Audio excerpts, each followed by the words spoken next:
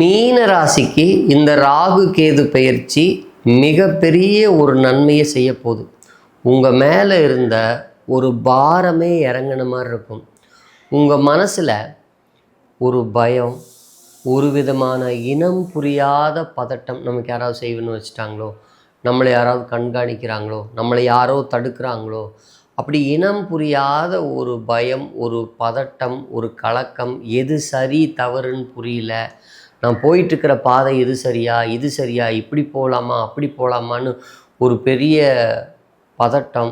எது சரி எது நன்மை தவறுன்னு அப்படியே ஒரு வட்டத்துக்குள்ளே சர்க்கஸில் ஒரு கூண்டுக்குள்ளே அப்படி காரை விடுவாங்க பாருங்கள், அந்த மாதிரி விதி உங்களை கொஞ்சம் சுத்த விட்டுருக்கும். அந்த காலகட்டங்கள் தான் உங்களுக்கு ஒரு மிகச்சிறந்த அனுபவமே மிகச்சிறந்த ஆசான்.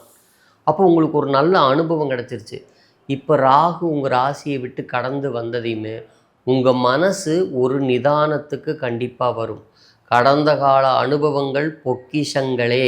இந்த உலகத்தையோ, இந்த உறவுகளையோ, பொருளாதாரத்தையோ, நம்ம அறிவையோ புரிஞ்சிக்கவே முடியாது. அப்போது இறைவன் உங்களுக்கு உங்களுடைய விதிப்படி உங்களுக்கு ஒரு அனுபவத்தை கொடுத்துருக்கார். இப்போ நீங்கள் ரிலாக்ஸ் ஆகலாம். நிறைய நல்ல மனிதர்களுடைய உதவி கிடைக்கும், அவங்களுடைய ஆலோசனை கிடைக்கும்.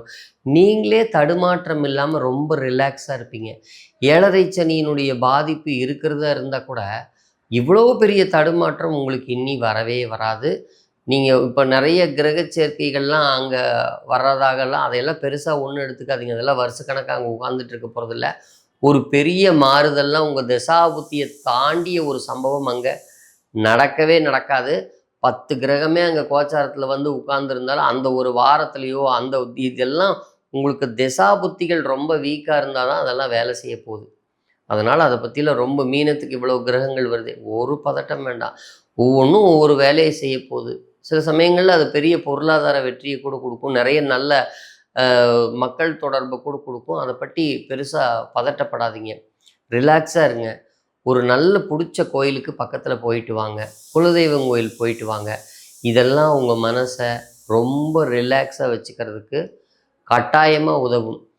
மீனத்தை பொறுத்தளவு ராகு வெளியில் போயிட்டதே பெரிய சக்ஸஸ். கேது 6ஆம் இடத்துல இருக்கிறது உங்களுக்கு நல்ல தைரியத்தை கொடுக்கும், நல்ல வேலை வாய்ப்பை வாங்கி கொடுக்கும், மன உறுதியை கொடுக்கும். உங்கள் பிரச்சனைகளை அப்படியே அடித்து நொறுக்கக்கூடிய ஒரு பயங்கரமான ஒரு எனர்ஜியை கேது உங்களுக்கு கொடுக்கும். இப்படி ஒரு நல்ல காலம்தான் இந்த ராகு கேது பெயர்ச்சி. உங்களுக்கு நல்ல வேலை வாய்ப்பு, நல்ல பொருளாதாரம், நல்ல மன அமைதின்னு இன்னி உங்களுக்கு கிடைச்ச அனுபவத்தை பொக்கிஷமாக மாற்றிக்கக்கூடிய ஒரு அற்புதமான ஒரு காலகட்டம். இந்த காலகட்டத்தை நல்லா பயன்படுத்திக்கணும்.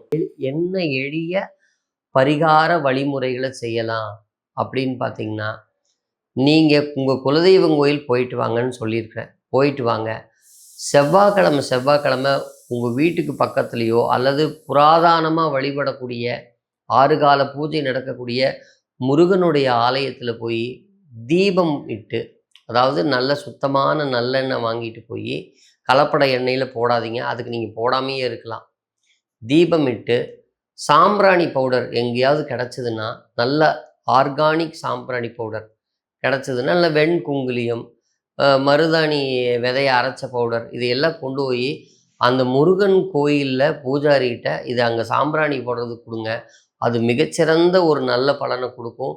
ஊதுபத்தி தயவுசெய்து வாங்கிட்டு போய் கொடுக்காதீங்க. அடுத்தது, முருகன் கோவில்லையோ அல்லது உங்கள் வீட்லேயோ செவ்வாய்க்கிழமை உட்காந்து கந்த சஷ்டி பாராயணம் பண்ணுங்க. அப்படியே டெய்லி முடிஞ்சால் பண்ணுங்கள், அல்லது வாரம் செவ்வாய்க்கிழமை பண்ணிட்டு வாங்க, அல்லது நீங்கள் பிறந்த ஜென்ம நட்சத்திரத்துலையாவது பண்ணுங்கள். இதை பண்ண உங்களுக்கு ஒரு நல்ல கான்ஃபிடென்ஸ் உருவாகி உங்களுக்கு நல்ல எல்லா சூழ்நிலையும் கடந்து வர்றதுக்கு ஒரு நல்ல எனர்ஜியான ஒரு அட்மாஸ்பியர் உங்களை சுற்றி உருவாகிறத, அந்த தெய்வ பலம்தான் நிறையா நேரங்களில் நம்மளுடைய முற்பிறவி வினைப்பதிவினுடைய தொடர்ச்சியிலிருந்து சமாளிக்கும் சக்தியும், சில கோச்சாரமான காலத்தில் 7.5 சனியெல்லாம் வரும்போது அதை கடந்து செல்லக்கூடிய அந்த பதட்டத்தை தவிர்த்து, அந்த பயத்தை தவிர்த்து, குடும்ப சூழ்நிலையாகட்டும், பொருளாதார சூழ்நிலையாகட்டும், உடல்நல சூழ்நிலையாகட்டும், கடந்து வருவதற்கு அந்த முருகனின் பேரருள் உங்களுக்கு எப்போதுமே துணையாக இருக்க தயாராக இருக்குது. அப்போது நீங்கள் அவருடைய திருவடியை நல்லா பிடிச்சிக்கிட்டு இதை விடாமல் பாராயணம் பண்ணுங்க. எப்போவுமே உங்களுக்கு வெற்றி தான்.